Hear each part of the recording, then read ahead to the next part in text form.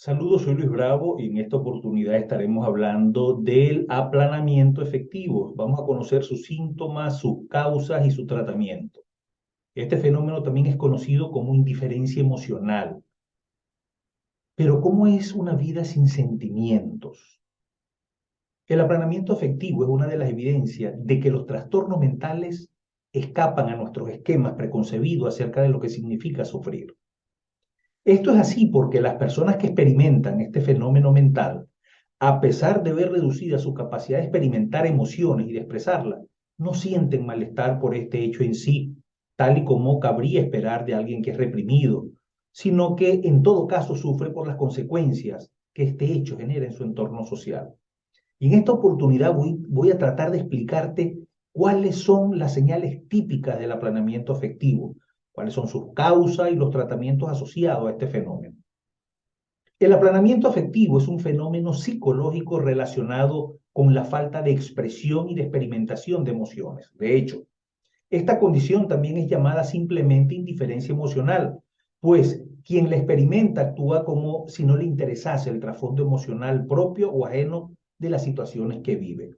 Por ejemplo, una persona con aplanamiento afectivo puede permanecer indiferente ante un accidente de tránsito con heridos graves o de no poder reaccionar al ver que un familiar suyo esté llorando. Del mismo modo, esta persona no va a demostrar estar muy contento ni muy enfadado, o será muy difícil que reaccione de esa manera. Además, el aplanamiento afectivo es un síntoma típico de trastornos mentales severos, como la esquizofrenia, así como las demencias y otras enfermedades neurológicas. La indiferencia emocional hay que tener muy en cuenta, ¿verdad? Sobre todo cuando hablamos de los síntomas, ¿verdad? Es que casi siempre va de la mano de otros síntomas que dañan la calidad de vida de la persona. En sí, no es ni tristeza, ni es estupor, ni ningún otro estado que genere dolor psicológico.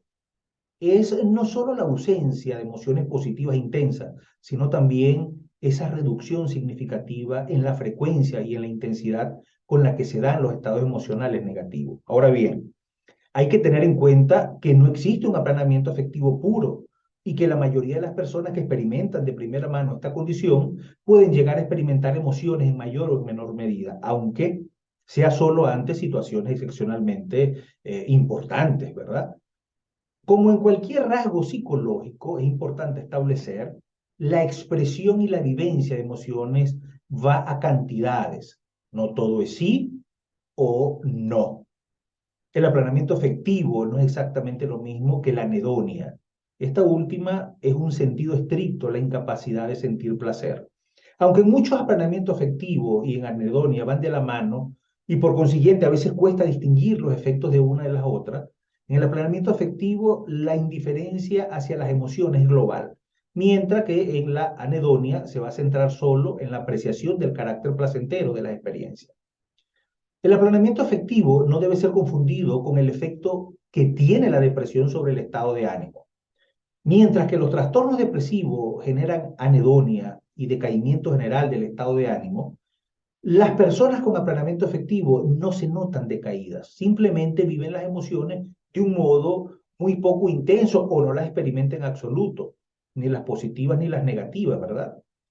Por eso es frecuente que en lo emocional no digan tener un problema, dado que no es algo que le esté causando un malestar. Por ejemplo, no es lo mismo que una persona fumadora no aprecie el sabor de un cigarrillo a que no pueda sentir pena por la muerte de una mascota, ¿verdad? Eso es importante que lo tengamos muy claro. Y lo importante también es conocer las causas del aplanamiento afectivo. Casi siempre las causas tienen que ver con otros problemas y con otros síntomas que van a constituir un trastorno mental o una enfermedad neurológica.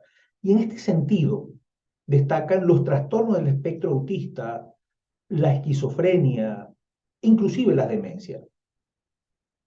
En primer lugar, cuando hablamos del trastorno del espectro autista, es importante establecer que algunas personas autistas notan dificultades a la hora de experimentar de una forma vívida emociones y de poderlas expresar.